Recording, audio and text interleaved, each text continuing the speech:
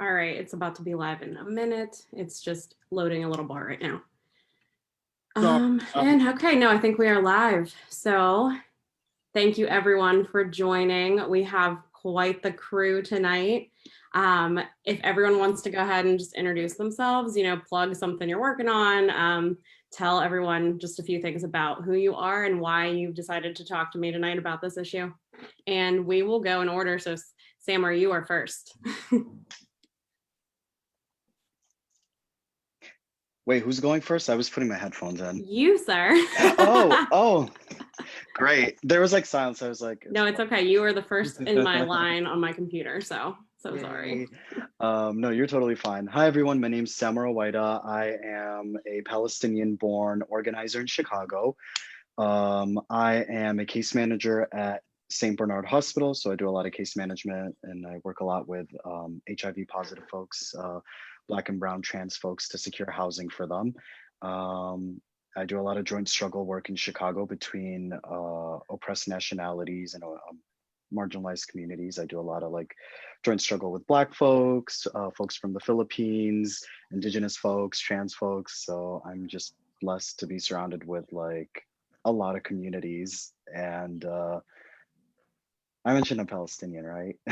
Yes, you did. You did. Awesome. Great. So that's me. That's the work I do. I'm hopefully going to be a grad student. I should be finding out sometime next week, and can't wait to get into the social work world because that's a field that really needs to be decolonized. So oh, absolutely. Can't wait for the world of trouble I'm about to get into. Well, I think you'll make a fantastic social worker. So thank you. Good luck on that. We definitely need more people with that mindset in that field. May, my love, you are next.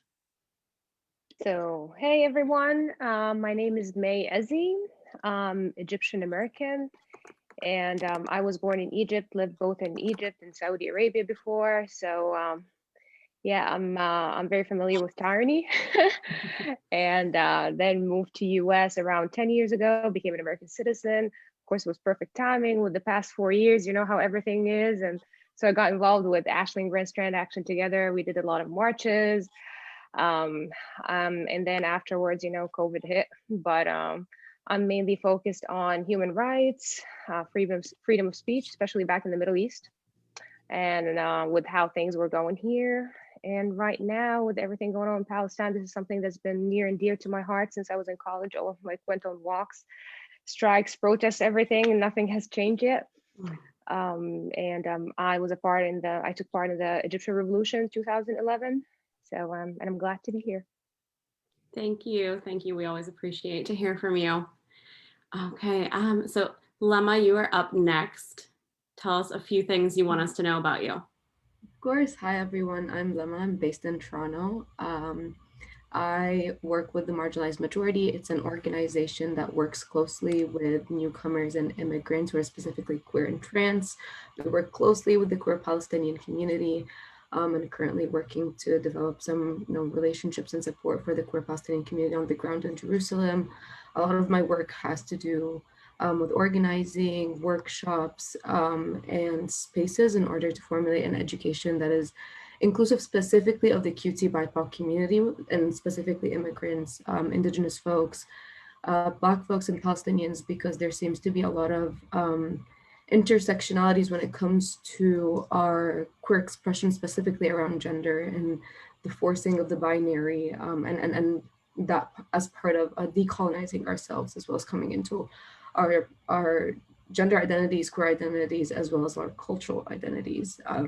Yeah, so that's the work I do. I'm also a writer and a spoken word poet, so I do a lot of that, and I help organize with the Palestinian youth movement here in Toronto.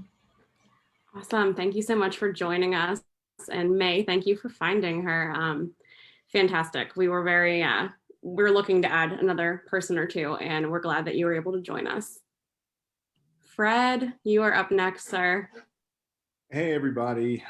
Fred Joseph. I am happy to be here. I'm honored, especially having looked at the work that everyone here is doing. And it's always an honor to be with Ashland in any space. I am an author, activist, educator, and a marketer.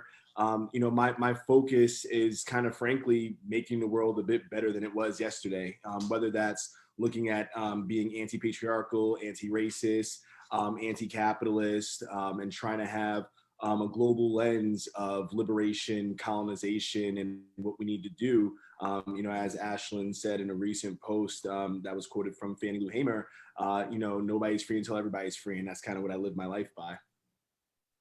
Absolutely. We love to have you. This is like, I think the third or fourth time we have done something together. So it's always awesome. And last but not least, we have Mel Hyman. Mal, you were kind of like my mentor for a little while, and you're the reason why I even started paying attention to what was going on over in Palestine in the first place. So thank you, and go ahead and tell everybody a little bit about yourself. Well, the student exceeds the mentor. It's great to be part of this dialogue. Thanks for pulling it together. Been at this a while, teacher for 44 years in the public schools, 5 years in a medium security men's prison. Had a lot of breaks doing community organizing during that time. I met a guy that was part of the Pentagon Papers who got me into grad school, got me connected, said you have to go to the war zones. So I finally, by 86, went to Nicaragua. And the first Intifada, I was on the West Bank in Gaza. And those were all political epiphanies that have shaped my teaching, working on environmental justice issues. As Ashley knows, I ran for Congress, South Carolina 7th District, 2016, 2018, and I'm still teaching at a small college, Coker University, sociology and political science. Awesome. Thank you for joining us. And I know I had to include you in this just because you have been over there, how many, 3 or 4 times in all total? 3 times. So you've been there multiple times. Yeah. So that is great. I think we've got a good group here for discussion, and I want to just encourage everybody to, talk to each other. If someone says something you like, feel free to go ahead and have a dialogue with each other, not just, with me. So that, brings me to an opening question. And then I have some, as most of you have seen, that can kind of fill in the space if needed, but if something comes up, that's totally fine. So I want to start with, how do we get people, mostly I'm probably focusing on like moderate, centrists, Democrats, liberals, but in general, how do we get people to look past the headlines that you see maybe on like Washington Post or New York Times, and see the real issue, which is, humanity, self-determination, freedom, liberation for Palestinian people. So feel free, whoever wants to jump on in, we will just dive in it. Can I just say real quickly something? Yes.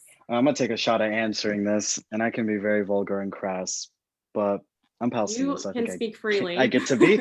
All right. Yes. Okay. Cool. Yeah. There's no such thing as progressive media in the United States. It's, we have this like narrative that like all other forms of international media are like state sponsored, like Russia and China, like all these news outlets. But I'm sorry, there's no difference between CNN and Fox News. They're all the same, and all major news in the United States is US propaganda.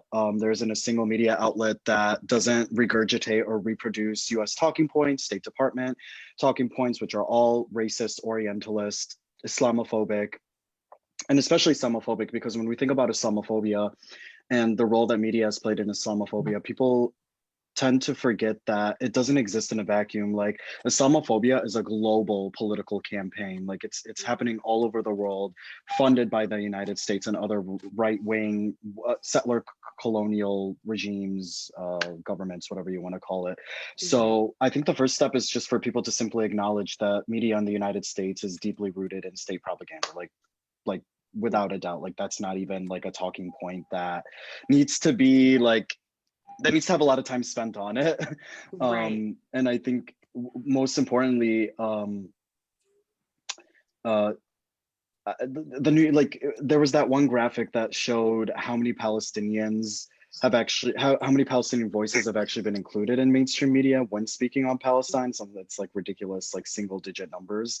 I'll pull it up later while someone else is talking, but it's a pretty sad graphic, actually. So that's the other thing to keep a point on. Like, when we're talking about Palestine, who's speaking? Right.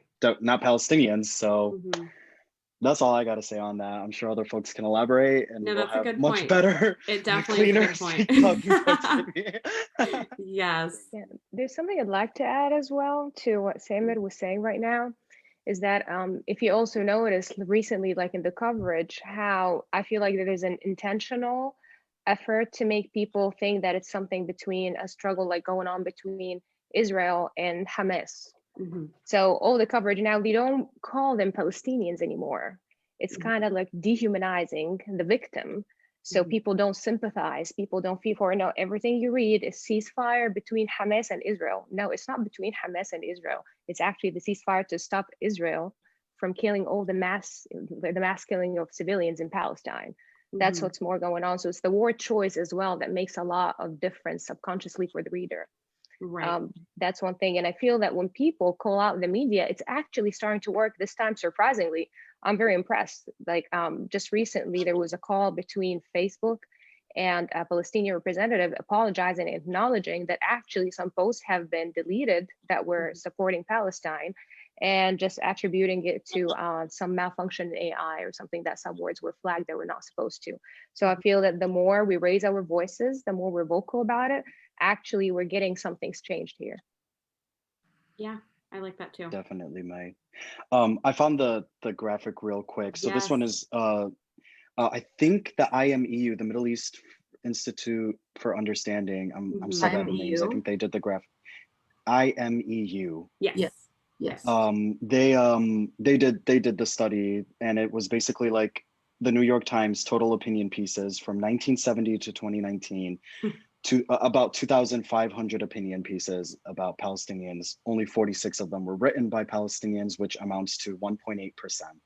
Not even 2% of the opinion Right. pieces written, op-eds. Yeah. So the numbers are actually like very stark and really scary when you put into context, like who gets to, when we talk about narrative building, like who gets to tell the story of the oppressed, not the oppressed. So yeah, that is definitely a huge issue. And Fred, I think you had something you wanted to add. Yeah, I was going to piggyback on both those excellent points. I think, you know, what you're saying about the media is 100% true, and what you're saying about the framing within that media is 100% true. I think that we have to get people to a point, and not just about this issue, but about all issues, to understand that they have been indoctrinated and conditioned in these things since the time that they were born, right? Because you can talk about the media all you want, but like most people are like, I love the New York Times, I trust the New York Times, I love the Washington Post, I trust the Washington Post, so on and so forth, right? So if you get people to reassess everything that they've been seeing and understand how to think critically, that's for me is step one, because now you're not just talking about the media outlets, you're also talking about the individual voices, right? You're talking about the fact that why would a Mark Ruffalo take back his post about Palestine, you know, ultimately to say like, oh, it's not genocide, when literally the UN defines what's happening as genocide, right? And he's like calling it hyperbole.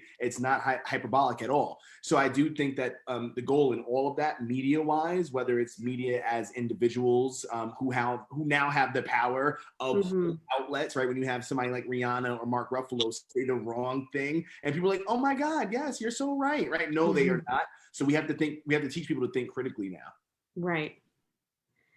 I definitely agree with all these opinions, and I think there's something else that we're missing here, is that the power of influencers and all of these big creators on social media is immense.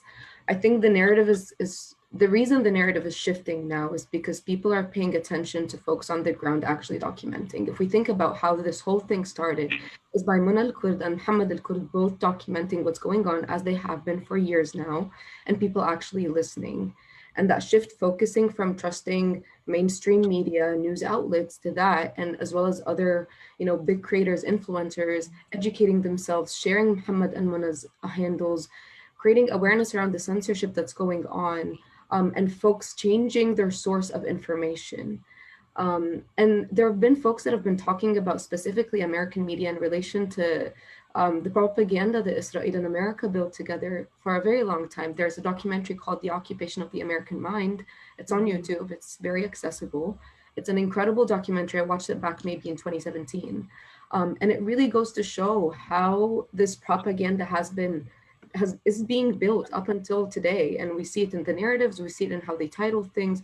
Like Mai said, the dehumanization, calling out Hamas about everything, when Hamas isn't the center of attention here. And that's not the topic of discussion. We're talking about the illegal annexation of homes in Sheikh Jarrah. We're talking about the Aqsa Mosque being bombed in Ramadan and in Eid. We're talking about children being murdered. And it's that shift of focus, but the narrative is changing because now the power of the narrative, like Fred said, is with the people, is through that. And as much as the censorship has existed, I was just watching Muhammad speak a couple of days ago, and even with all of that, Mona now has 1.1 million followers on Instagram, right? Hamad has 500,000 followers on Instagram. That's because people are sharing, it's word of mouth, it's people sharing their stories, and we need people to keep doing that. And it's all coming from the youth. So just raising awareness around that, making sure that mainstream platforms, whether it's TikTok, Instagram, etc., and all of these influencers that everyone is exposed to every single day are talking about it, are sharing voices, are amplifying Palestinian voices, Palestinian creators, folks on the ground. That continues to happen. I think things will be looking up. I agree. Those are all very good points. Oh, Mal, go ahead. What would you like to add? The social media landscape has opened up quite a bit because the traditional gatekeepers are quite good at it. And the Israeli lobby is very sophisticated at going after anybody that actually demystifies what's going on with the Palestinians. I couldn't speak about what was happening when I returned after the first Intifada anywhere in South Carolina. I couldn't get into the state paper, and I wasn't invited in to the temples to speak. The Jewish community is part of this. They're particularly blind on the issue. I would say the right-wing media has been built up from 71 on into a very strong and sophisticated echo chamber. And then you have the State Department propaganda that most don't look through. And I'd submit that most Americans don't follow issues very closely until there's violence or Americans are dying. So the social media has afforded us some new opportunities to demystify what's happening.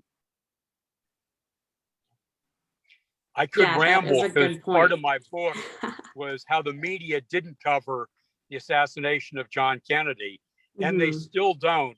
And Pulitzer Prize winning reporters like Carol Leonnig gives a complete cover story in her newest book on the Secret Service that doesn't include anything that the critics have been saying for 55 years. So the gatekeepers know what they're doing, and they're pretty sophisticated at it. And I find when I'm able to talk with students for a while and develop their trust, they'll listen to an alternative view and a critique. That we have to establish trust first. Right. That is a good point. How often would you say what you've done over in the Middle East and in Nicaragua, how often do you think that comes up in your sociology classes?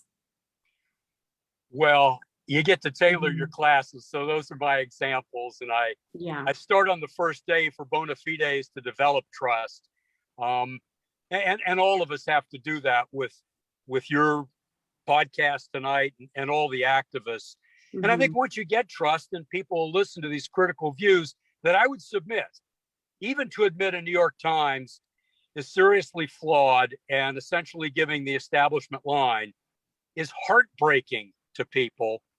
And they tend to move into denial on that. So these are longer struggles to develop credibility so that they're listening to different sources. Because I think it's painful for people to admit that they've been misled and they've been wrong.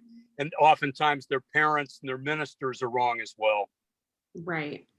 So all of that, I think, leads into another question that I had, and it was, about people who they say they care about Palestinian children being killed in their homes, but then they'll follow it up with, if you have a more of a dialogue and continue the conversation that, either Israel has a right to defend itself or that Israel has the right to exist. Now, I obviously have my own thoughts on those two common phrases, but I would like to know what everyone else's take is, and what would you say back to someone if that was a conversation that you were having?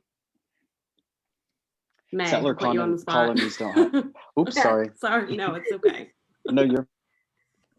So my answer is there's a total imbalance in the power dynamic.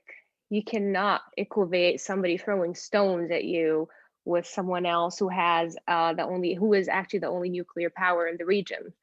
And then some people argue, no, but they're firing rockets at them. Hamas is firing rockets. But hello, Israel has the Iron Dome system that even in US, we don't have something as sophisticated as it, right? And we still keep funding them for it. And then the last point is that's great. Then just stop the illegal settlements. They keep expanding and kicking people out of their house, which they're trying to call eviction, and absolutely it's not. So of course it's like here we have in our constitutional rights the right to defend yourself and defend your home and property, right? It's exactly what they're doing right there. Somebody's kicking you out of your house. What are you going to do? Yeah, definitely. Samar, why don't you go ahead? I know settler colonies don't have a right to exist. And even so, my thing is like, these are great arguments, but like, even, okay, so let's take into context, even if Hamas had an Iron Dome system as well, and even if Palestinians didn't have like rocks or stones, and we had AK-47s too, like Israel still wouldn't have a right to exist, because they are an illegal, all of Israel is an illegal settlement, not just settlements in the West Bank, and not just the settlements that used to exist around Gaza that they've like withdrawn since. All of Palestine is under occupation, not just the West Bank, not just the Syrian Golan Heights, not just what used to be southern Lebanon, and not just Gaza. The entire region is under an illegal military occupation. And when we use, and I really want folks to like take it a step further, and when we use things like the United Nations, which was created by the Western world, like this is great, right? Like, you know, we can point to these examples and these institutions that support the right of self-determination for Palestinians, but we also need to understand that like our concept of legality is deeply flawed. Like it is colonial and it is Western, and you know, slavery at one point in time was legal. So like Hamas might be on the U.S. State Department of terrorists and terrorism, and much of the world might consider Hamas a terrorist organization. But why is oppressed people's political parties that was like Hamas was democratically elected, like Palestinians elected Hamas, whether you like it or not. Like to not like it or to disagree with it is deeply rooted in policing and trying to like gatekeep the way that we have a right to resist. And before Hamas, Israel existed at least 40 years. You know, Israel was officially announced in 1948. Hamas was formed in 1987. Before before Hamas, PFLP was considered a terrorist organization, the Popular Front for the Liberation of Palestine, which Layla Khaled, you know, God bless her soul, she's still alive, but just God bless her soul regardless, was considered a terrorist. Like we're always going to, before Hamas, we were considered terrorists, and after Hamas, we will be considered terrorists by Western systems. So it doesn't matter. Like, that's why I don't believe in like dialoguing or trying to find like legal loopholes in our right to defend ourselves. Our right to defend ourselves transcends like Western concepts of morality and legality. And I hope that makes sense. Yeah, no, it totally does. Fred, Mal, or Lama, do you have anything you'd like to add with that? I agree. I absolutely agree with what Sam said. It's like these discussions around, oh, but Israel has the right to defend itself.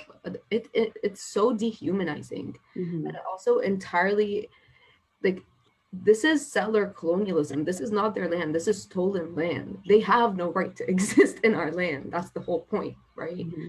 So this narrative in itself and this conversation itself, personally, I don't engage in these discussions. Right. I because it's like, okay, so if they have a right to exist, why did they kick out my family, displace them at gunpoint, 1948, October 30th, 1948? And when we resist, we're always going to be called terrorists. There's no way that this conversation can, continue under the narrative of, but Israel has a right to exist, and we're not going to be called terrorists just for resisting.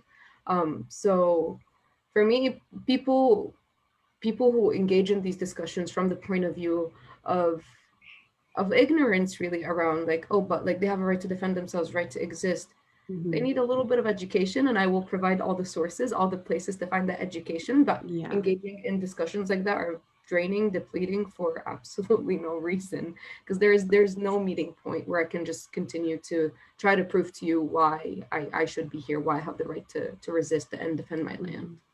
Exactly. I feel something that I have kind of been able to get people to start to wrap their head around is that like states and nations should not have an inherent right to exist, but people have the right to exist. So I think it's, maybe just for people who want to try and figure out how to navigate those conversations, who aren't directly affected, but can kind of push the issue, just somehow to like kind of break through, and I don't know if Mal or Fred, you have any idea on like what might work, because there's a lot of propaganda, there's a lot of lies, there's a lot of I already was receiving emails before this live stream started from people with I stand with Israel in their frames, so it's just kind of madness, really. Yeah, I mean, I think that, to be quite frank, everything that's said, I agree with 100%, to the point where even as a person who's not Palestinian, right, I'm not having the conversation any longer, because it's gaslighting, right? It's absolutely gaslighting, and more so than that, as Samantha said, like it's a Western colonial framing of things. And in that, it's a projection of people understanding things from that framing, from the things that they've done, right? Like in a conversation, someone said to me, well, would you argue then that people who are Native Americans should have their land back and be able to, I'm like, yes, I would argue that anybody who's indigenous to any land should have the right to murder everyone who stole everything. And that's just, yes, that will be my argument, right? Like, fight for it, throw rocks, shoot missiles, whatever you have to do, because quite frankly, until I was a certain age, I had never even met a person who was indigenous on this land. How is that, right? Like, how is that? So when it comes to Palestine, it really is a dehumanizing conversation to even have a conversation about people versus land rights that you don't have a right to. Now, in terms of getting people to understand, I'm going to be honest, I'm going to have to lean into Mel on this one, because as someone who, like, it's literally my job to try to get people to understand certain things, I feel like the issue is so folded in. It's like Inception or something, right? It's, because to get someone to understand Palestine, they would have to first understand their own country. And most of the people who are in my DMs and attacking me from America have no idea what they're even talking about, to the point that Lama said, right? There's a lack of education, and everyone has been indoctrinated and conditioned in this white supremacist alignment with Israel, quite frankly, right? Like, the reason why Israel is so powerful in part is because they have had the access of power to whiteness. And that's just the reality of it. You see it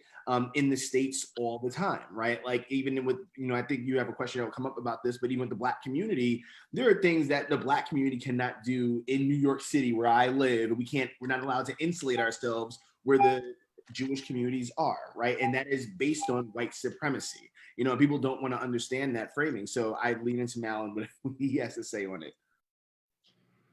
Yeah, well, the first time going through East Jerusalem in 1973 drove me into teaching, and I'm still trying.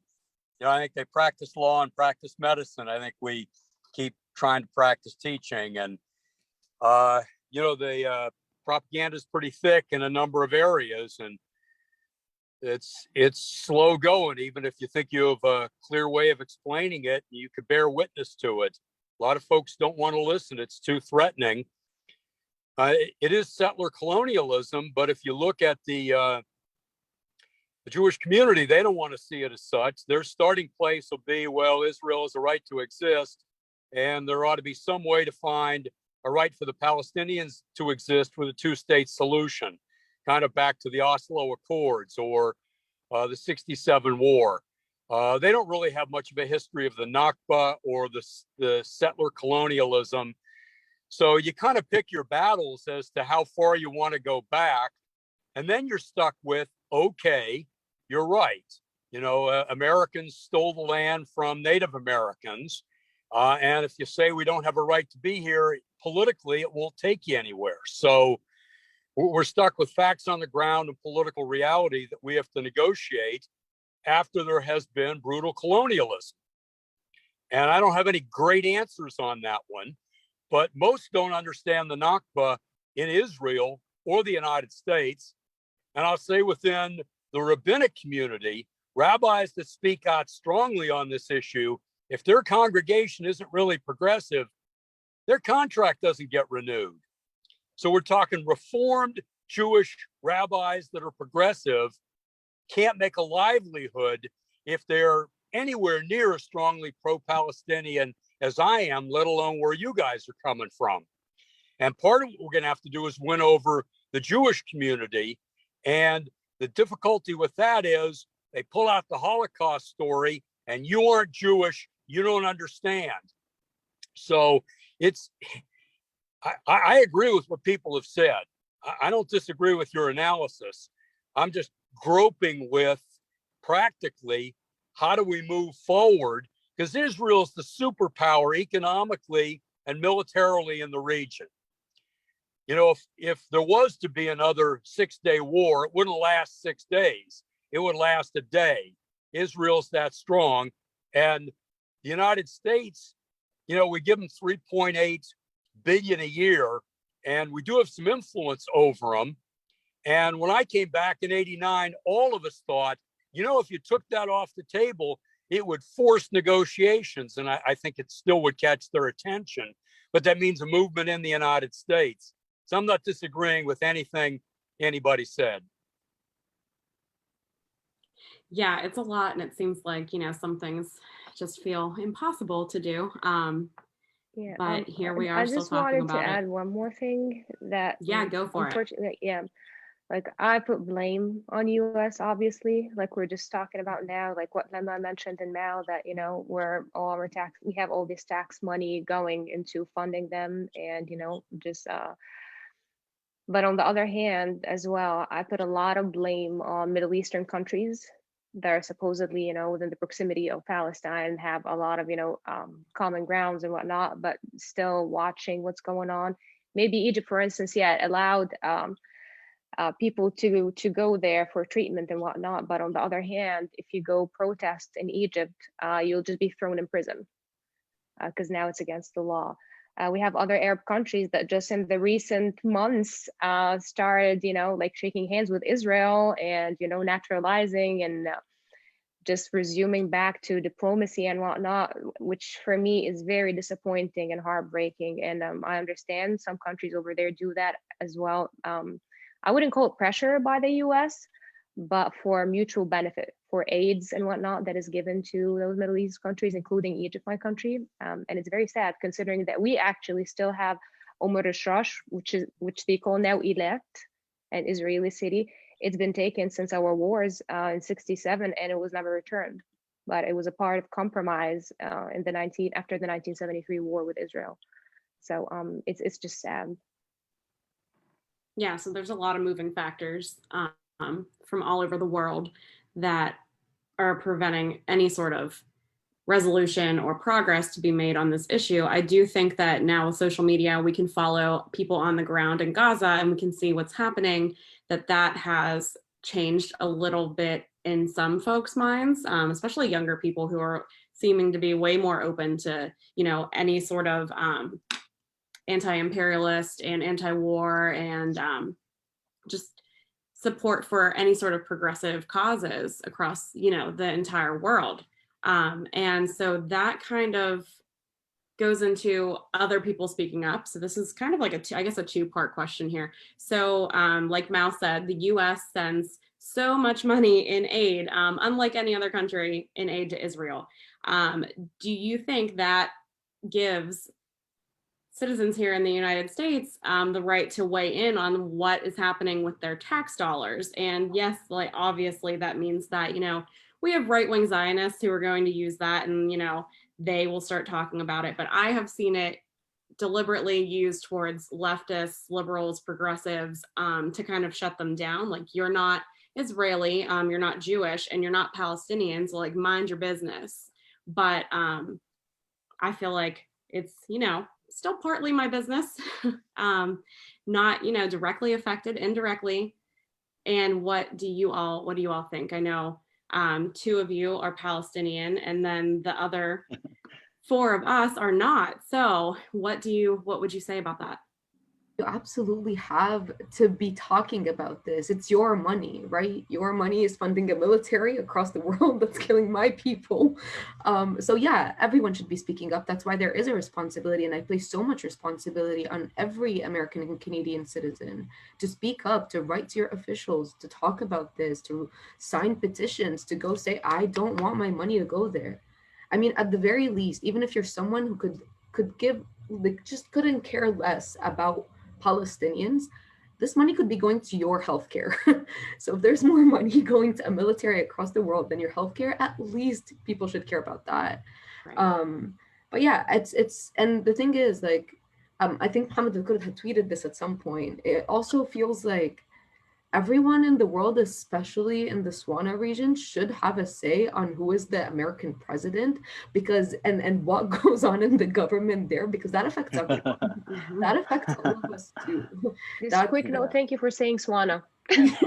yes. Yeah, like it's just insane how much power the US has. And absolutely, like May said, like, yeah, the countries around this region are very complacent when it comes to this, and even Egypt's efforts are very minimal, and a lot of the times end up being serving Egypt's very interests, really. And we've seen that, like, across history, but that is also because there's a lot of colonization that's happened, and every country around, like, look at Syria, look at Iraq, look at all of these spaces. There's no way anyone can properly help, because the US has been invading this space for years now. So it's hard to talk about what's happening in Palestine. It's hard to talk about what's happening anywhere in the Swana region without talking about what's happening in the US and the responsibility placed on every single US citizen paying taxes. Yes. So yes, please talk. What about you, Samar? What do you think? I mean, yeah, everything that Lama just shared, and to me, the way that I see it is that given the choice between keeping its people housed, warm with medical care and fed, versus waging war against, repressing, and stealing the resources of people in the global South and Swana, the US government chooses the latter.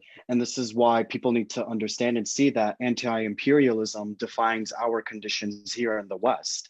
I think I had a tweet go viral. Well, not I think, I know. I had a tweet go viral within the last 2 weeks because I think it went viral because a lot of folks didn't know this.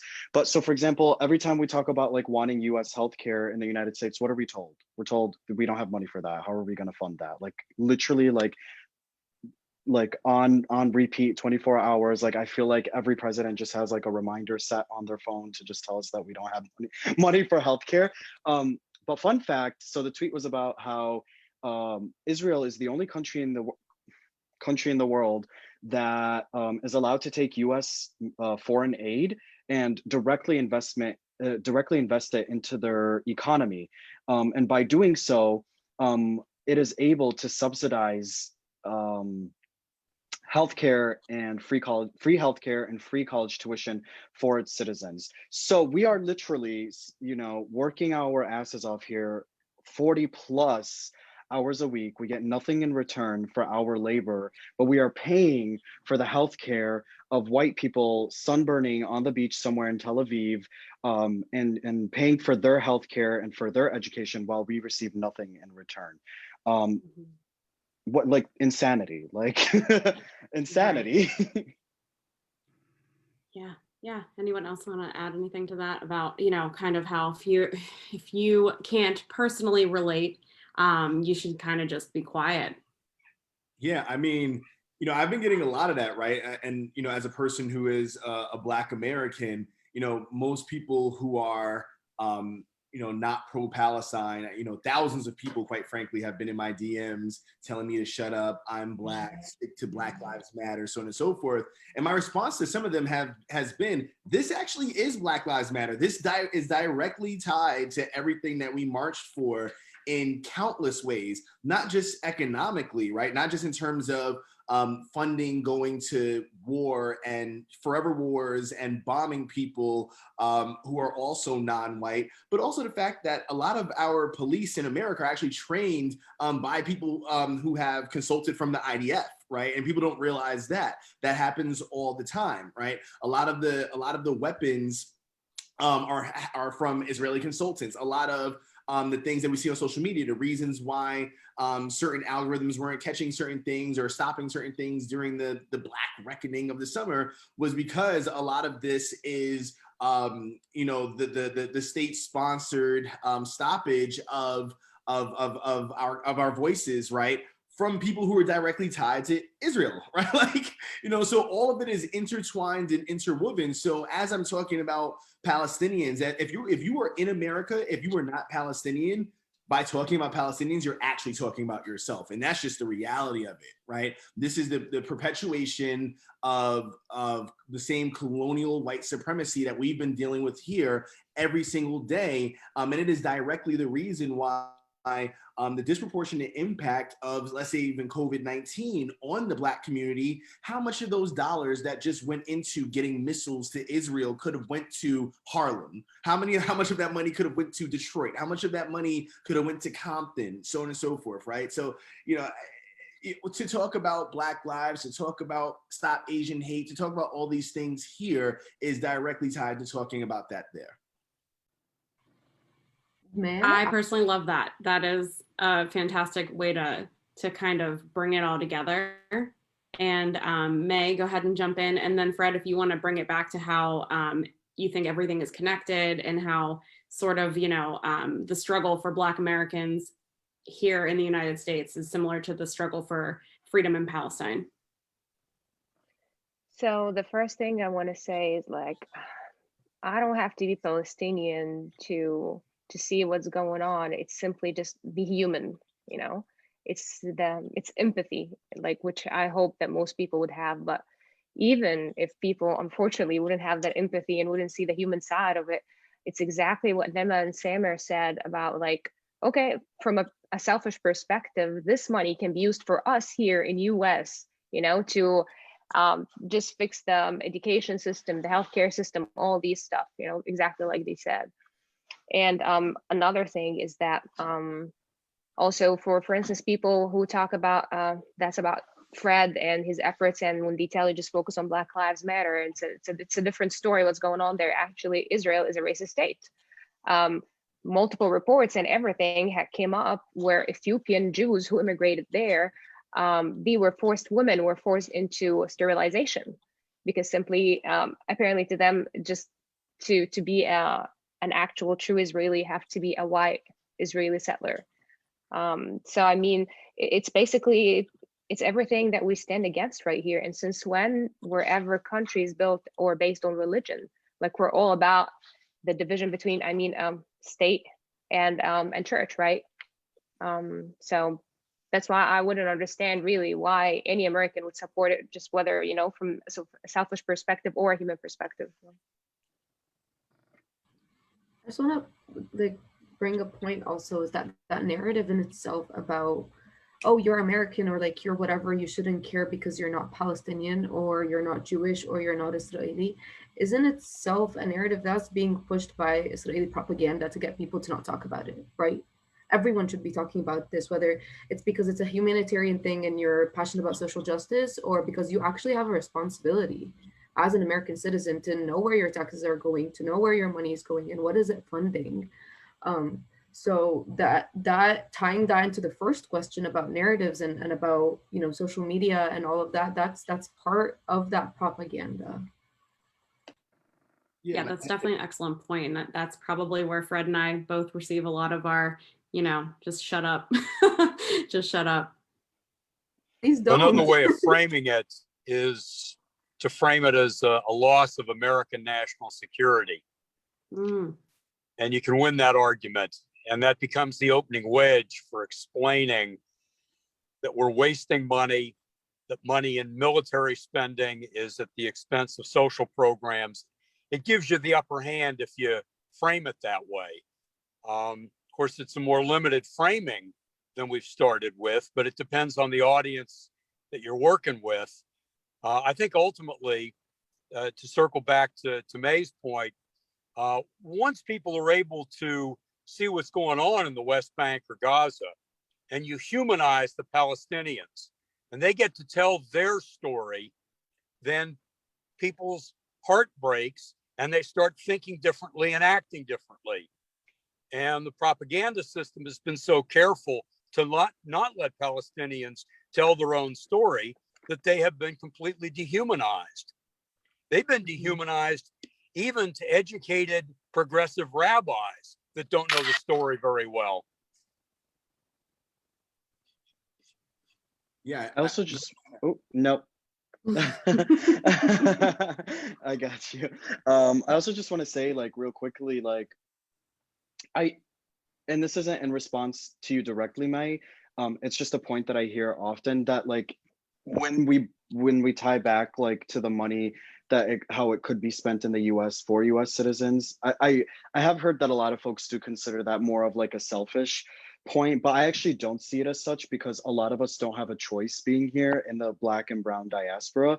And to me, like, even if, like, I don't even see it as money, I see it as labor. Like, we're over here pumping away at factories and offices, and it's like, well, what do we have to show for that in the world besides destruction? I think, like, most people do see that talking point in that way, and I really want to push people to, like, reimagine what that talking point can look like, because at the end of the day, like, money's fake, right? Like, that 3.8 billion that we sent, like, these are digital numbers that are fake, but the labor behind it is what's real. And we saw that when the Italian dock workers refused to physically load what that money represents, right? That money was translated into these, like, physical missiles. They refused to load those missiles, and that's deeply tied to, like, labor and work. And so I think we need to start pushing people beyond, like, I mean, honestly, it's just class, what is it, God, what's it called? Like, the awareness, like, class politics. Like, why am I having a brain fart? Mark said it. I'm having a brain fart. I'm Class so sorry. consciousness. Class consciousness. Thank you. I was like, why am I having a brain fart? But yeah, like, we really need to push people to see it as that, because, like, what we have here, like, the amount of labor that exists in the United States could literally reshape the world, and we need to start pushing people to revive their imaginations. Because do you want your labor? Jesus Christ. Hello, language. Do we want our labor to go into building a military, security, surveillance, police state, or do we want our labor to go to create a reimagined world of peace where people can live fulfilling lives? I'm putting that one on the table for folks to figure out on their own time. I love that point. I think it's one of the most important points I've heard in a long time, because I think if you frame things in that way, it redefines who also has input on anything happening in the world, quite frankly, because the imperialist nation that is the United States, it was the labor of Black and brown people that even allowed this to exist, right? So how are you then going to tell Black and brown people that they don't get an opinion on where their labor has been spent, right? So that definitely, for me, is just absolutely brilliant. And I do think also, to that same point, right, about Black and brown people not only being involved in these conversations, but being at the forefront within our communities. You know, America and global white supremacist nations have understood how powerful that is, which is part of the reason why Malcolm, Angela, Fanny, they were all talking about Palestine back in the 70s, right? And then even outside of just Palestine, when you look at Vietnam, you had, when Dr. King started talking about the imperialism of Vietnam, they assassinated him, right? And so these things are important because there's a through line directly from those moments and those people to more recently, many Black voices who get prominence in America also get invited to Israel very often to, like, and I don't know how many people know this. I know it because I'm in a lot of these spheres with other, like, Black voices. Many people are invited to tour Israel, go to Tel Aviv, so on and so forth. A lot of the awards that people receive, are coming from there, and people are hosted by them, because what they know is that when you go back, you're now also oftentimes an ambassador or an influencer for the Israeli, the Israeli, whatever you want to call it, the Israeli imperialist, colonial settler, whatever words you want to use for what they're doing, genocidal, so on and so forth. So I do know that we need to the point that was made, reframe who gets to have the conversation based on labor and who gets to have the conversation based on, we've always been a part of the conversations. In fact, we are more a part of the conversation than any white person is a part of this conversation, quite frankly. On that point, and then I love that you brought up this, Fred, because Black and Palestinian solidarity and Indigenous solidarity go together. Because if we look at what Israel is doing and the kind of propaganda that they do, it is a perfect recent example of everything that America is, of everything that European imperialism has been, right? It's happening right now, and speaking about it would really shake the very core of the existence of America and what America is. And part of the reason why there is also this pressure and propaganda from Israel to make sure that Black voices are included, and actually there's a whole documentary about this, is because it's very much like the whole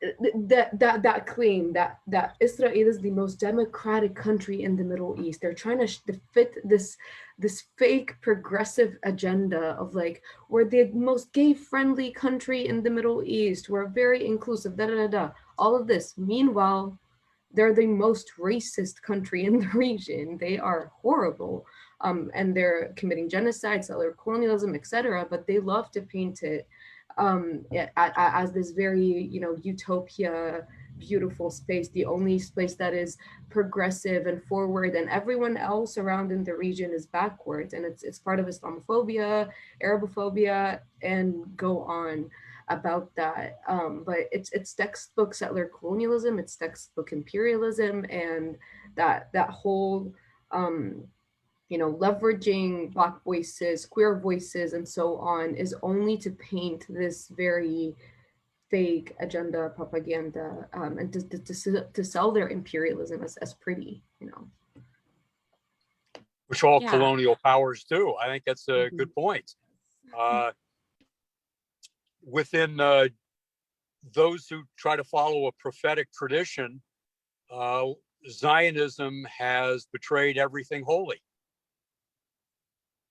Now, you can't get a job as a rabbi for very long saying that, but I think you could make a case pretty quickly. And if there's any way of taking rabbis and opinion leaders to the West Bank and to Gaza, they'd see pretty quickly what's going on. Ro Khanna was part of delegations with the freshman Congress people, bringing them to the West Bank. They aren't going into Gaza now. And I would submit that's pretty powerful. When I was there in '89, I had a camera with me. People were afraid to go on the record. I thought, I'm going to come up with a lot of footage and I'll be able to do some good. People were afraid. Now with cell phones, it's a whole new world, and you can get those messages out in a different way. And we need to create our own narrative because we have a different distribution system with social media. Yeah, and Mel, I wanted to ask you about kind of how you arrived to where you are with your beliefs and your strong stance for Palestinian liberation. Being raised Jewish, what kind of propaganda were you exposed to, and like when were you able to figure out like what's what and what's going on? Well, my family wasn't all that political, so I heard the standard stories of Israel making the desert bloom and people with land without a people for a people without a land. And I kind of thought, well, they're wrong on Vietnam and Latin America. They may well be wrong on that. And there is a democratic socialist wing of Zionism that had people live on kibbutzes, which is small d democracy. And I did that in '73, and that actually is pretty good success. But then if you go into East Jerusalem, you're able to see things differently and hear different stories. And that's when I decided to go into teaching. And I'm a believer that on some of these things, people just have to experience it. And since you can't bring people to the region easily, at least we can bring a different narrative to people. And I typically will tell my students, I didn't do anything you couldn't do. I just was looking and trying to keep an open mind. And when I was appalled, I tried to reflect and read on it. And there are an awful lot of people in the Jewish community that know this is appalling, but they are a minority. And they're certainly a minority among the rabbis. and among those who have money to influence public policy. So part of this battle is within the Jewish community. And I just had the good fortune to be able to see it up close, both the good and the bad, because I think the democratic socialist element of Zionism had high hopes for living in a multi-ethnic society. You know, in retrospect, I understand more why those kibbutzes were built where they were. In '73, I had no idea. No one had given me an alternative narrative. By '89, when I went back during the first Intifada, I had a much better sense of history. When I went back in 2013, I just thought we need to get the message out on this. This is absolute madness. But I would submit most Americans don't listen until the conflict gets hot. Other than that, they have, you know, we're drunk with materialism, and folks don't pay much attention to it. Yeah, I totally. It's definitely an interesting situation that you have had the opportunity to go back and kind of, you know, spread out times too. So you've seen, you know, different things each time. And I know back when we were, you know, running your campaign, all of the strong statements that you had put out, you know, condemning what Israel was doing, they attracted so much attention from the pro-Israel lobbyists, and our email inboxes were flooded, and your Twitter was drowning in DMs and in messages and in mentions. So that's something I don't really know how to fight. And as someone who's not Jewish, you know, I'm not sure what can be done. Like all of us are raising consciousness in our own way, speaking to our own communities. And I think that's all we can do. Try to be creative, try to be bold. Everybody on this show is doing it in their own way. And I'm glad you pulled together the panel so we could talk about this. I really think we may underestimate, if we were to put together delegations going to the Middle East. That seems to be transformative. And then people come back to their churches or their temples and they bear witness. And they bear it from the heart, and everybody will listen to them. It hits different communities than we're hitting if we're able to do that. The Biden administration isn't going to take any risks on foreign policy. They're corporate. No, right now, not. Corporations realize they have to bring in some of the Sanders and Warren agenda just to get legitimacy. And these investments are long overdue, but they're not going to take risks on foreign policy. They'll have to be prodded and pushed in order to do that. Mm-hmm. I would submit. Yeah. I know we're talking a lot about the United States, but Lama, do you have anything, you know, about Canada? What's happening there? Is there sort of overall, you know, tone or vibe? So Canada, the only thing we have going on for us is that it does condemn the annexation of East Jerusalem and the West Bank. And they do condemn what's been going on in Gaza, but they do stand the whole narrative around Israel has the right to defend itself. Every conversation starts and ends with that. There's very, very strong relationship between Israel and Canada. Prime Minister Trudeau very strongly condemns any BDS movement. And we have that narrative of going on around the media that's very similar to the US around us all being violent, terrorists, etc. If we go out to protest, if we go up and speak up, that's definitely been the narrative in mainstream media.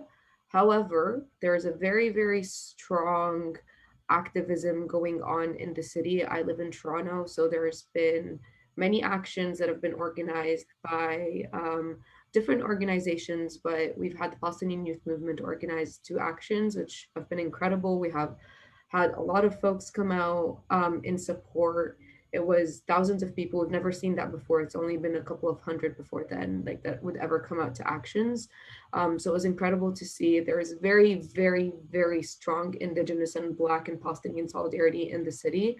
Organizations work together, collaborate together. It is really beautiful to see, but it is a tough fight and it's not easy. And most popular opinions are definitely not on our side. Universities also make it very hard. A lot of them are very much pro-Zionism. Speaking up is very difficult. It's been more difficult at some universities more than others, but yeah, it's not too different from what the US is like. There is some conversation that is now surfacing that was very tabooed. Like even a couple years ago, these conversations weren't heard of as a Palestinian. Like people didn't even know what Palestine was. Like the people would ask me, or like, where are you from, or da da da, and be like, Palestinian, and people didn't even know what that is, and now they know. Now they're actually starting to have these conversations. Yeah. Can I just add one quick thing, Lama? So Canada actually built helped fund. Canada has a park in Israel called Canada Park, and it was created in the 70s, completed in the 80s, and it's built on top of 3 Palestinian villages that were ethnically cleansed. And I learned this while I was at Carleton University. Yeah. Carleton, and Carleton University helped play a huge role in fundraising what amounts to about $80 million today in building the park. So universities in Canada fund a lot of things in Israel. We have Halil that exists also, that free trips back and forth.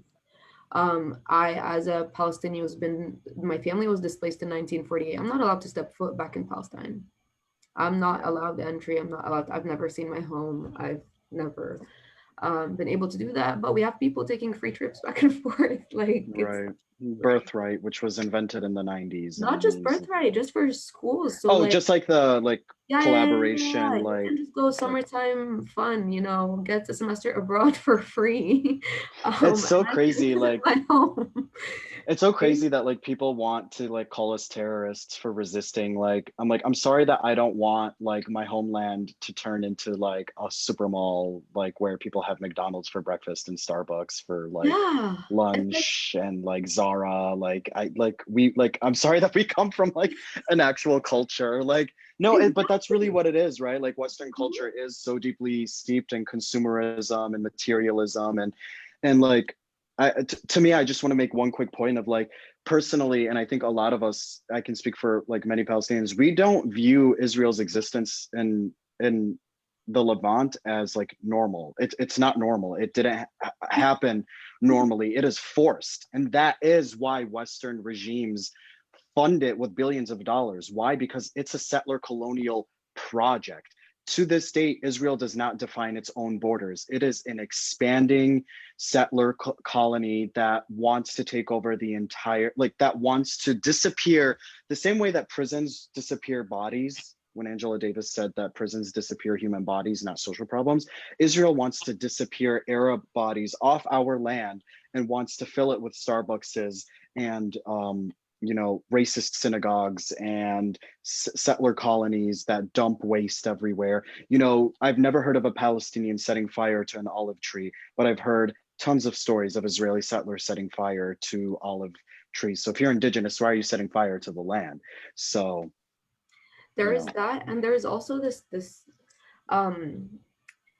they're trying to brainwash people into the narrative that we never were there. So like taking our food and just calling, even though I personally hate the term Middle Eastern for many reasons, because it's very Orientalist at first, washes us into this, haphazard, like Aladdin type existence, right? That is now acclaimed by Israelis as this like Middle Eastern culture. Come take part of it, eat hummus and falafel and shakshuka. Like it's their and food. Ride camels into the sunset. Ride camels, or embroidery made by Palestinian women, right? Culture that's built on their backs, olive trees that they've planted. This is our culture that's been there for years, for generations, since before Christ, we have been there. This is our land, right? So that just a Middle Eastern existence, come have fun, like explore a different culture in itself, that narrative is extremely horrible, and it just denies our entire existence. And that brainwashing, I think, extends to all the way to the US, because I've heard it one too many times. Like my roommate was like, oh, I went to the Middle East, I went to Israel, and I was like, Ew. okay, great. All right, maybe we have some conversations that we need to have. But there is that. And about also another point that Sam had mentioned, I think a lot of, and that's I've been seeing on TikTok, Instagram, and etc. Israeli citizens coming up on like the main Israeli webpage on Instagram, or even on their own accounts, and you know, they're white, they're talking like their lives are very, very similar to folks in the US, and they're talking about like, oh, I have to live with like hearing bombs outside and under bomb shells and all of that. So they appeal to like, okay, these are people like me that live lives like me and all of that, but they have to deal with all of this bombing, and it's inconvenient to their Western progressive lives, right? They have to go through that inconvenience. So that's the narrative being sold to them, and they don't pay attention to, That's a good point. hello, you should never be here, and your inconvenience is caused by your government, your people, you're a settler here. And Palestinians are erased out of this story, right? It's just another person that looks like me that has my same life, but instead they have to deal with like the sounds of bombs every day. That's such a good point, Lama. I wanted to say one quick thing because I remember why I even brought up my past point about Israel's existence being forced in our region. There have been so many examples throughout history where like cultural exchange or like cultures have like crossed paths that was normal. And I wanted to give an example of Armenians in Palestine who were fleeing genocide, came to Palestine, sought refuge, and those are not. This is a non-Arab community that coexists with Palestinians in peace. And so like that was not like a forced existence within our land because they didn't come to kill us. So and to hold that point and then to supplement it with the point of like settlers to have, for your identity to be a settler, that within itself, like that identity, like settler, right? Like they hold different passports that validate this existence of being a settler. That is inherently violent. That is inherently violent, and violence cannot be reformed. So from its inception, it was violent. Settlers on our land is inherently violent. Just literally existing there is a form of violence. So to me, like I can never spare the time to have these debates about Hamas and this and that and the Palestinian Authority. And I was like, okay, but if we go back to the root, which is what radical means by definition by Angela Davis, to be radical means to go to the root cause. Your body being on my land is violent from day one, like from before even 1948. But we'll let people do that research. Yeah, I want to piggyback on that note, Samir, about Israel being forced into the region, what you were just mentioning right now, because maybe some people who are watching something, they're not aware of the background, but it was just, our luck that we were plated with their existence, because before that, there were different suggestions to actually establish a country for the Jewish population in different parts of the world, starting even like in the 1800s. And then in 1903, there was the British Uganda program where they actually wanted to give what's in modern day Kenya to them. Number one was because it's on a certain plateau that makes the climate there better and easier to endure for European settlers. So that was even a factor for choosing the place. And then later on, like they gave up on this area because of the wild animal life over there, and it was just inconvenient.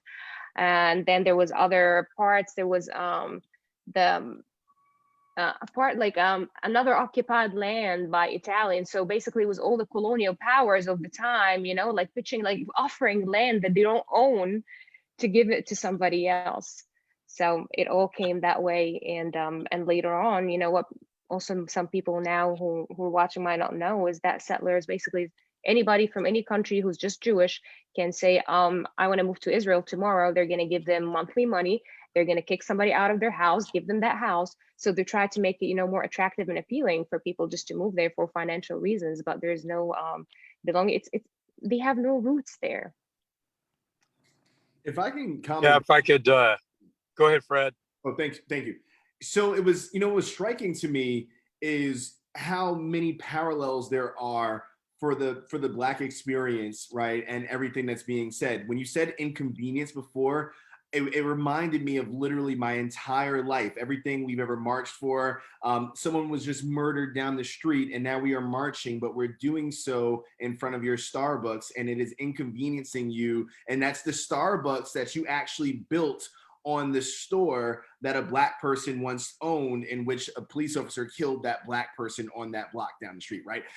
So this white supremacy, it is something that they all have in common, right? And that's, I think, the difficulty of getting certain groups to understand what's happening in Palestine is because, as you just said, May, people were originally thinking about settling Kenya, right? And it would have been difficult then.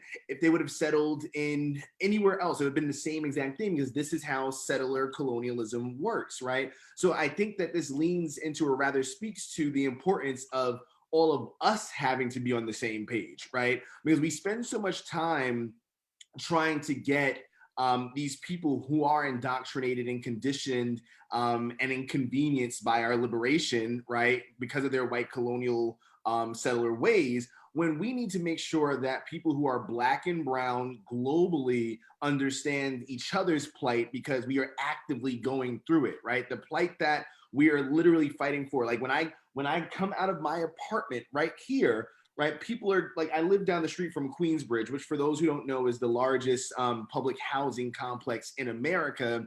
And what they did was, across the street, they opened a park for white people to come. They redid the park for people to hang out, stuff like that. This is the same housing project that Nas is from, and all sorts of amazing artists. And they have police out there 24/7 over policing the neighborhood because white people want to occupy it when they want to. And they didn't build anything for the Black and brown kids who actually live in that housing project. And the reason they had the police out there is because they were inconvenienced by the Black and brown kids who were playing basketball, right? So it's the same thing everywhere. So we need to always be in communication. And I think, to Mal's point as well, when we are in that communication, is then about figuring out how we build a global narrative against the people who are claiming inconvenience, who have settled upon our lands and our cultures. I'd like to circle back to a few points that we made. I'll do it briefly. As a Jew, I have the right to go to Israel and to be a citizen, whereas Palestinians that were forced off their land can't return. That irony needs to be made clear. Young Jewish people, when they come of age, the age of 21, they're given a paid trip to Israel, which is a 2-week propaganda trip. And it's a good trip. They make sure that they're getting camel rides, and they're eating good foods, and they're going to the beach, and they're visiting the Yad Vashem, the Holocaust Museum. It's a fascinating trip. They don't take them to the West Bank and Gaza. So just in terms of return and propaganda, historically, some of this is embedded in the colonialism of Europe back in the 1800s. If you remember Fiddler on the Roof, the Jews in Ukraine had no rights. And, we're talking about what happened in Tulsa 100 years ago. Well, the pogroms were basically, the Russian Cossacks would come through and do whatever they wanted, and the police would stand to the side, or they'd join the Cossacks. The Jews had no rights. Anti-Semitism was rampant throughout Europe. And the 4 major responses were revolution, overthrow the entire system, flee, mainly to the United States, pretend that you're Christian, which most Jews didn't want to do, or find some place that you were safe. Now, other colonial powers at the time that viewed anybody other than them as inferior figured, we could get rid of the Jews and they could do the colonizing for us. That was part of the strategy at the time. So it comes back to this class analysis that we've been looking at that has to be a portion of understanding this. And some in the Zionist movement were honestly socialist. That side, Mapam, lost by 67. And you saw a rapid change within Israel just to try to put a different historical narrative to it, or to add to the historical narrative that we've been talking about. Now, most Jews don't understand their own history. Most Americans don't. Most of my students don't have any idea really how to explain what happened in Vietnam, let alone the wars of Central America in the 1980s. We have a system, K-12, where we're pulling the bottom third of our college class to go into teaching. They're teaching from textbooks that are propaganda, and they're teaching narrowly to a test where the teacher, the school, and the school district are then rated. I mean, the system is an abysmal failure for democracy, let alone, as Fred was talking about, global citizenship. And global citizenship is really what we're aiming toward with this.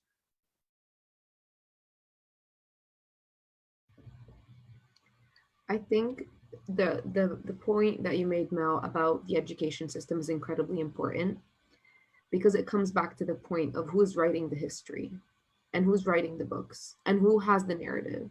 Because me as a Palestinian now, even, I have to call my mom's aunt. I have to go on random websites that are Palestinian websites to learn about my own history, to then retell the history and make sure that the narrative is there, to understand what's been happening. And that now we have the power of social media to retell this history. Now we have the power of owning our own narratives to an extent and making sure that there are others that can listen to us. But my question is always, how do we come to the point where our education systems aren't like that? Because these aren't things we're ever have been taught, and I don't know if we will ever be taught in school, in classes, and that's for a reason, because if people know this information, that is a threat to the state. That is a threat to all imperialist and colonial powers. So. Yeah, you're right. Victors get to write the history. So struggling within the school system or the colleges is a struggle as well. And usually it's a rough struggle. And, you know, within Israel, Ilan Pape, who has written about the Nakba and is the national expert, wasn't granted tenure. He's teaching in England. So, you know, people in Israel that try to be open-minded don't have access to professors who did their dissertation on the Nakba. Yeah, that's very expected. And I kept my class analysis. Yeah. I would make it, but I was careful until I got tenure. So you won't get in trouble for this discussion you're taking part in right now, is what you're saying? Not at all. But, you know, it's kind of why Eisenhower could talk about the military-industrial complex. You know, you get late in your career, you can take a lot more risks. Mm-hmm. Now, I have a comment on that you all might find interesting. African-American colleague in education came in about the same time as me, and he was an ordained minister. His family was in the ministry. He's a big progressive. We both brought Jesse Jackson to campus. We talk about how many people in the ministry and teaching at the collegiate level actually had a calling and would take risks to tell the truth. We both had different life experiences, but we were good friends. We both figured it was about 10%. So most, once they get those positions, tend to play it safe in the ministry, as rabbis, and as teachers. So it's constant battle within the educational system to try to get the material out too. Right, right. That reminds me of people who have spoke up in defense of Palestine here, and they have been punished for doing so. You know, maybe just coming under critique, thinly veiled racism, and ultimately some of them losing their jobs. We can talk about how Ilhan Omar has been targeted. We can talk about how Cornel West has suffered. We can talk about how Mark Lamont Hill has been fired from a couple years ago from his job. And it kind of seems to me that, well, there's obviously a trend. Black and brown people are targeted way more, but also at the same time, just, don't speak up. Don't speak up. Yeah, I think that, to that speaking up, it's interesting, right? Because I have this conversation often, especially in my household. It's even in my own space, right? Like I'm a writer, I have my own marketing agency, so on and so forth.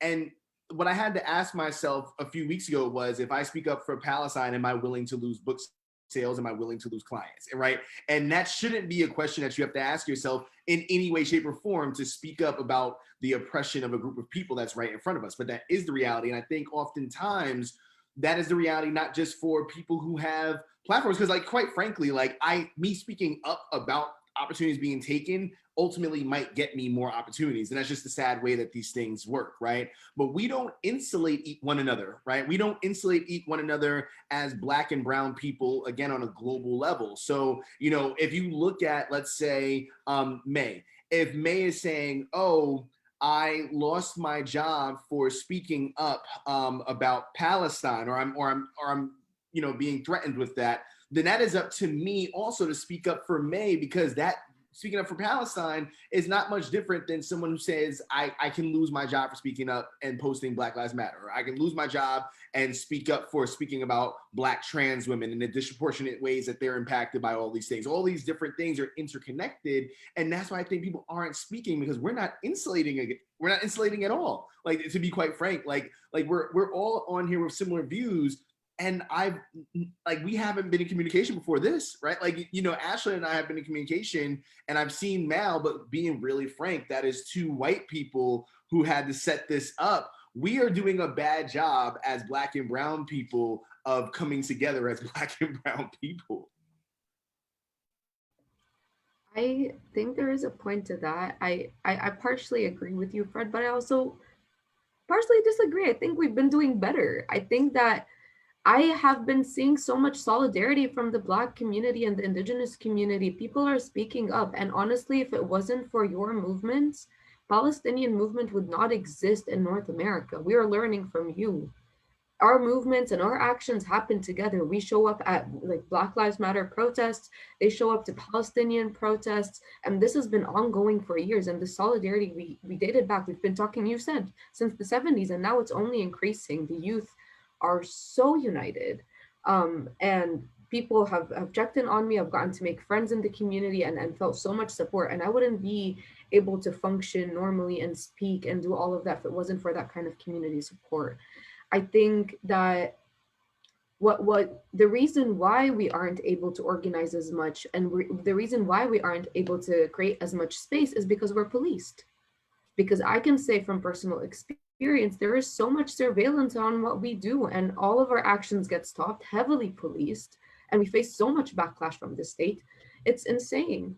So I don't think it has anything to do with the kind of solidarity and friendship and love that exists within Black and brown communities, but has everything to do with how many barriers we have to go through in order to make these things happen. And like Ashlyn had said, there's so much more that we risk speaking up. I am risking so much speaking up about Palestine as a Palestinian on public platforms. I risk so much doing this activism. But for me, it's a matter of survival. For me, it's not a matter of that. And for Black and brown folks, it is also a matter of survival, but we risk the most. So the allyship with white folks, with people who have more power, less barriers, is incredible, to be able to create this space to make sure that we're supported. And that is needed, but I don't think that there is less effort on our part. I just think that we have to go through so much more to have our voices heard. Well, I think organizing and insulating are two different things, right? So as an example, like, I think that we are absolutely in solidarity. We absolutely do organize. And I think that we wouldn't be where we are if not for the Black Lives Matter movement and Black activism since the dawn of time, quite frankly, right, in America. But as was just said, Mark Lamont Hill lost his job, And I watched that happen, and I watched as communities were silent. I've literally watched as Black people are on the forefront of all these things, and people are organizing because of it, but then our leaders are just like sniped off and no one is insulating them. That's what I'm talking about. I think that's different because that is exactly what, you know, these people who are against Palestine are doing, quite frankly, right?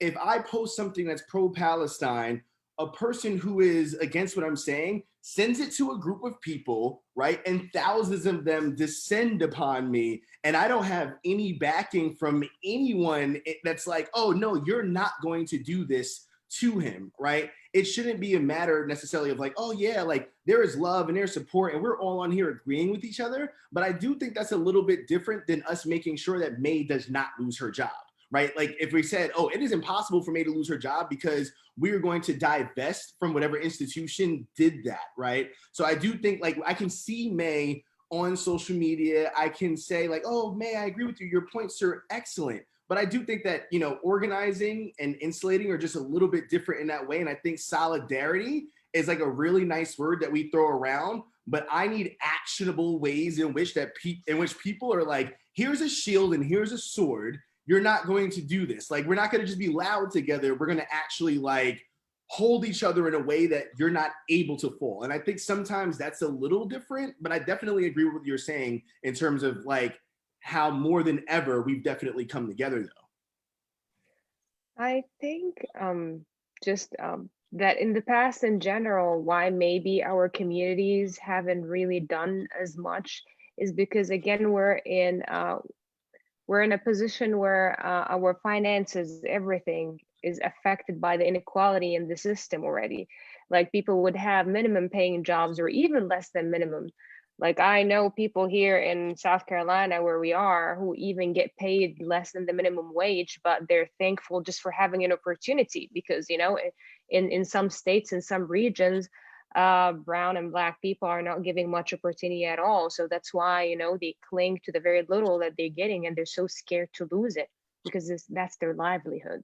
So maybe if we're in a better position of power or, you know, like we have the financial stability that we require and so on and so forth, this is when people can actually become more vocal and participate because some people that'd be considered a luxury because they're just so busy thinking about, you know, how can I feed my family today? How can I pay my rent?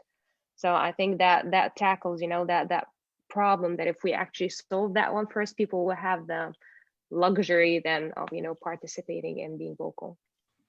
I absolutely agree. And Fred, that point about installation, I think is incredibly important. And May, that's very close to the point I was going to bring up. I think it's a lot more complicated than just that people don't want to support. I think it's very much what May said is that there are barriers, but I do think that also that there are people in power that are being complacent and not speaking up. And I've seen people with big platforms refuse to speak up and are like, oh, why is it on me? Is it just because I'm a person of color? I don't want to talk about it. And it's like, yes, I get that it's labor, but, you know, duetting a TikTok or like sharing someone else's voice or an infographic or saying, hey, these are like people like you can support Palestinians on the ground. If you don't have the energy or effort now, it's a lot to support Palestinian voices. And I've seen people even come short when it comes to that.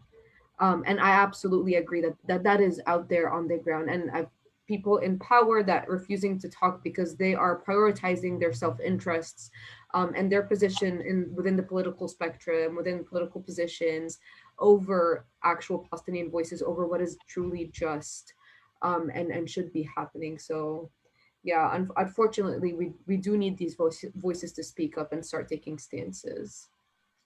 And I think that that's kind of what I'm speaking to. And I think also sometimes my purview is as somebody who gets to watch and also know personally a lot of the voices who aren't actively saying anything.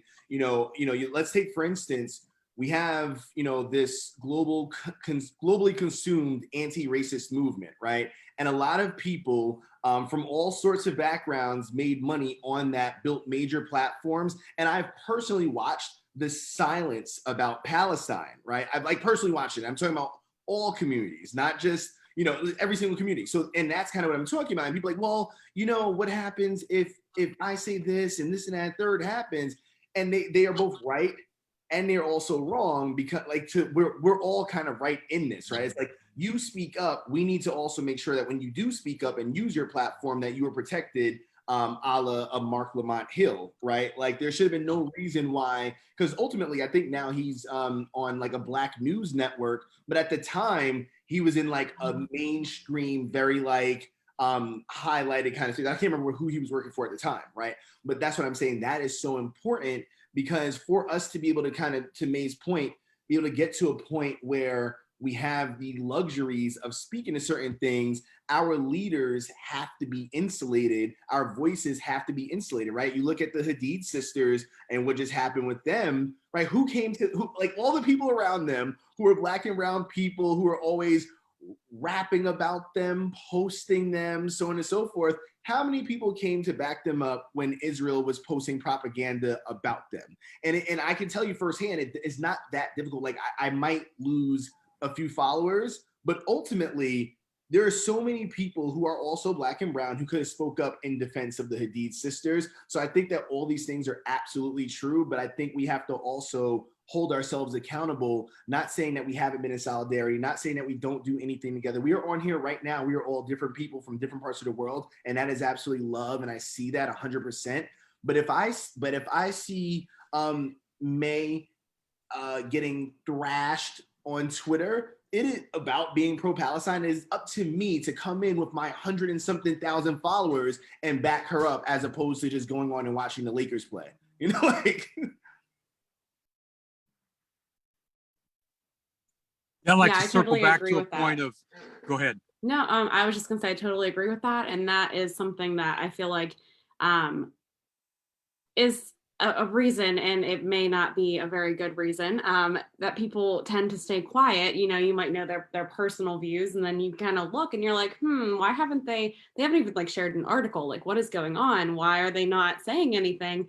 And it's because they're afraid of either backlash or being labeled an anti-Semite, or, you know, whatever that might bring them, whether it's just, you know, the label that they don't want, or maybe there's some sort of educational or career opportunity they don't want to threaten. You know, there have been employers in the political world where they tell you you are not allowed to tweet about Palestine. You are not allowed to talk about Palestine in like any sort of context, like just don't even touch it, you know? And so that's definitely a thing. If we felt safe in our friendships and in our, you know, co-organizing spaces that we can have backup whenever the trolls descend, it might make a little bit of a difference for some people who are kind of more, you know, reserved or maybe more shy. I think it's a vital point, and building on that, I think we're long overdue for some sort of progressive summit in the state so that people can see some of the similarities of where the grassroots organizing is going, that we're stronger together. The art of coalition is the art of revolution. And I think Brett Bursey's been doing this in Colombia for a while, and he hasn't learned how to bring in a wide enough group to be able to prevail.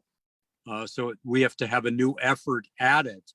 And as part of the process, you could have workshops on a range of issues and actionable items that people could work with, so that we understand each other's struggles better and defend each other better. Ultimately, we're going to need to do that. Yeah, that is a really good point. And I do want to make mention that at U of SC in Columbia, there is a pretty active and fairly large Students for Justice in Palestine group. So they were out there a couple weekends ago in South Carolina. Pretty much if you come to South Carolina, you're either going to go to Columbia or you're going to go to Charleston, and anything else in the middle is just Trump country. So bringing towards the end of our discussion here, we have to talk about everyone's least favorite person, Donald Trump, and why can't people see that, you know, Netanyahu is literally Donald Trump? Why is it that we can see that Trump is a problem? Trump is bad. He's unfit for office. He's a pathological liar. He's a racist. He's a bigot. He's all of these problems. But we can't see that in the leader of Israel. Right. Please don't say that. Then Trump supporters would just fall even more in love with Netanyahu. Okay, so I'm trying to like get through to moderates here and centrists and people who like to pretend that they are, you know, empathetic, but don't want to speak up in defense of, you know, Palestinians being murdered. I would say there is this thing that I notice in American media, and it's like this anything that is a radical movement gets co-opted by the moderate liberals, and it ends up being a conflict or an issue, something you can't talk about if you're Palestinian, if you're not Palestinian or Jewish, and things around that. And I think it's the fear of like, oh, am I going to be anti-Semitic? Or it's just like, again, because Israel has been labeled as this like the most democratic country in the Middle East. There's so much propaganda around that, the pink washing that happens. Like I see a lot of white queer people coming out and saying, oh, like, how dare you support Palestine? They don't even respect queer rights. And it's blatant pink washing, right? It is utilizing queer movements and weaponizing them against Palestinians, and not mentioning that there are queer Palestinians, that people on the ground working on queer Palestinian rights and working towards all kinds of liberation, right? So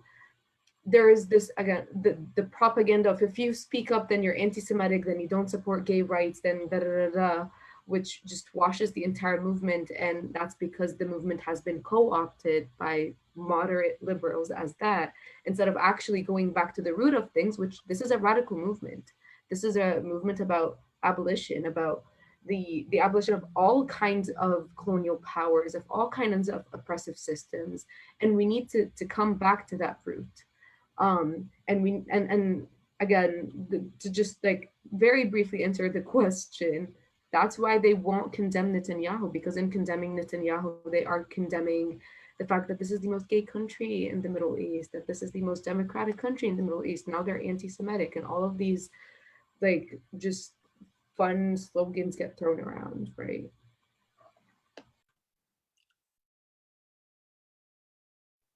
Does anyone At else some have point, anything they want to add about that? Mel, Yeah. at some point, go ahead, Fred. No, go ahead, Mel. You were talking, please. I think at some point we're going to have some different outreach into the church community. From what I've seen, even people that vote Democratic don't have much of a feel for what's going on with the Israeli-Palestinian question, let alone the broader Middle East, let alone anti-colonialism. They just don't have the background. I think you can get a certain percentage of them to listen. We'll have to take the message to them, kind of wrap it as liberation theology, have some quotes from the Bible so they get comfortable with our framework on it ethically, and then just be patient. We're going to have to do a different outreach because our system of outreach at this point isn't broad enough yet. I think young people are listening much better than older folks.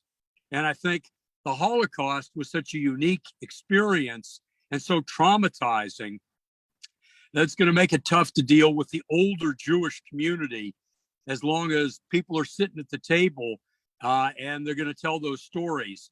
You basically shut up when those stories are told, and the outside community does too. But I do think the churches that I've been in, if you're able to frame it within a Christian message, they'll listen. They're just ignorant of it. Yeah, I think this kind of encompasses part of that. It's marketing, right? Like Donald Trump is, in my opinion, in many opinions, is not the worst president that we've ever had. There are many other presidents that have done far more. Some presidents who give candy to the first Black first lady now and things like that, right? Like there are presidents who have had far more impact in systematic ways that's destructive and horrible and blah, blah, blah, blah, blah. But it's marketing, right? Unless there is a narrative and a story built around Netanyahu and what he has done and who he is and all these things, you're not going to get that, right? It's by design that many people who are liberal also happen to be in Hollywood. You get like the second that you get Captain America and the Hulk and all these people talking about Donald Trump, that's when Donald Trump became an issue. Donald Trump, in fact, was an American darling before that, right? Everything is storytelling. You know, I grew up hearing about Donald Trump in rap songs. He was a positive figure, right? I grew up watching Donald Trump on The Apprentice. He was a positive figure. Donald Trump wasn't a negative figure until roughly 2018. Even after he won in 2016, people didn't understand what happened and why so many people loved him. So unless we can actually get people together to create a storyline, like an actual villainous storyline, get out the images, tie him to the images, tie him to something that's like in a binary of good and evil, make him evil, it's not going to happen, quite frankly.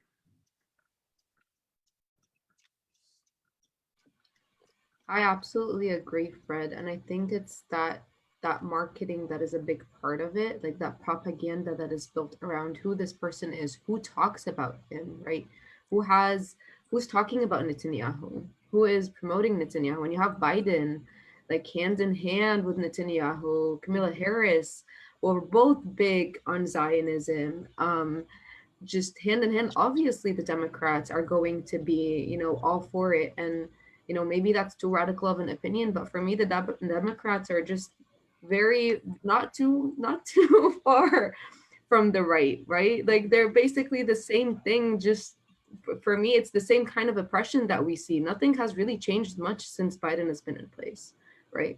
The same police brutality, the same things in place. It's just a different marketing strategy. At the very least, I'd say Trump, at least we knew what we were getting to an extent. We could tell that there's a lot that is off, but with Biden, it's a lot more hidden and the narrative is a lot more complicated to the moderate liberal. I think that you're 100% right. And I think, funny enough, this goes back to kind of what I was saying before. Forget Black and brown people who are radical, progressive, leftists don't insulate each other enough either, right?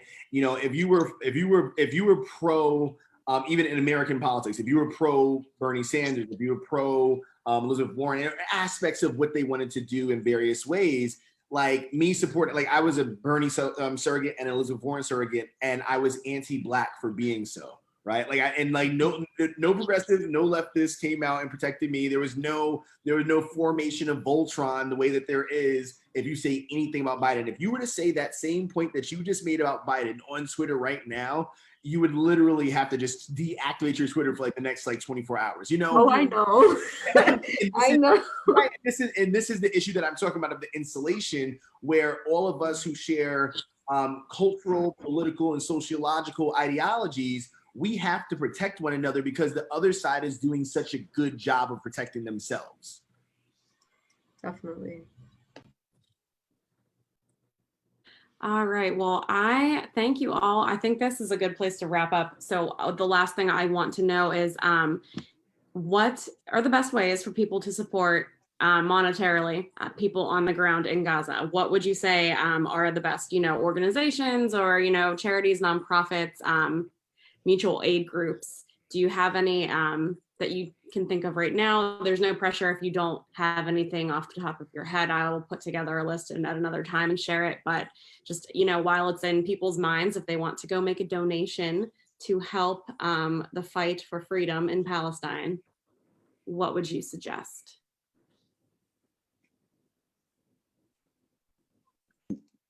I'm not great on the front of organizations for Gaza.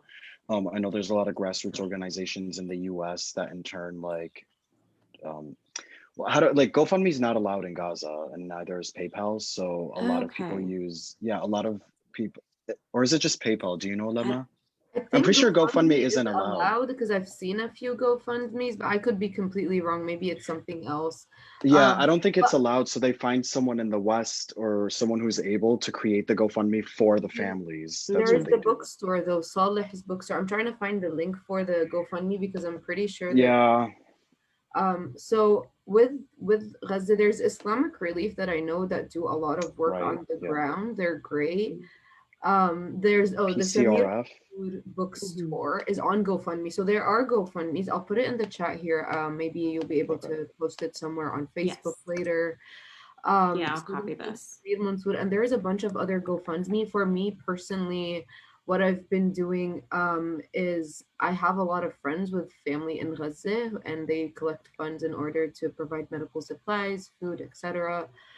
So whenever I get the links for any of these donations, I can send them your way on email.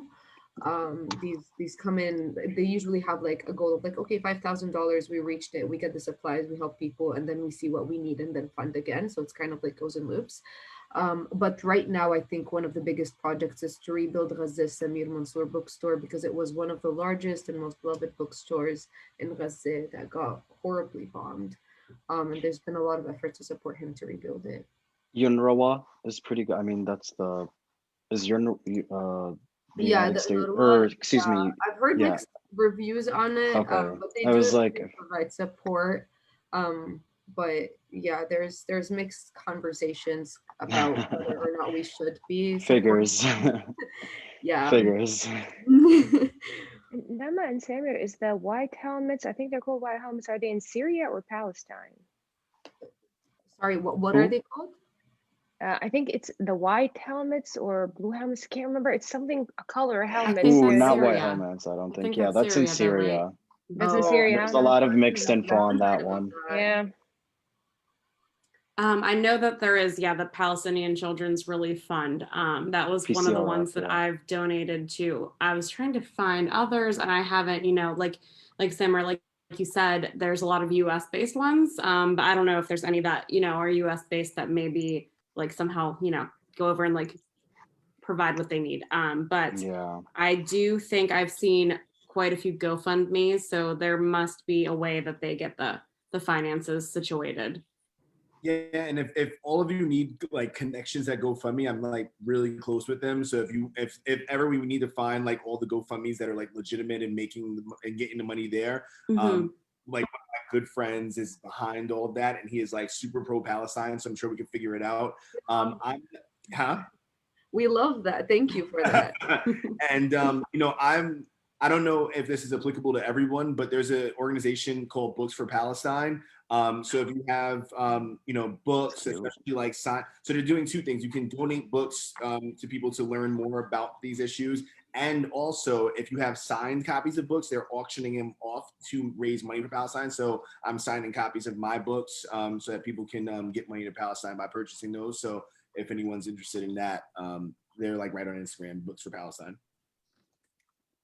Cool. Awesome. That is fantastic. I'm sorry for keeping you all 15-ish minutes over. And I'm so appreciative that you were able to join us tonight. And I hope that everyone watching has learned something new. If you want people to keep in touch with you who are viewing, if you have anything you would like them to follow you on, feel free and go ahead and shout yourself out. And then we will all say good night. And I wish you all well. Bye. I don't think Mal's paying attention.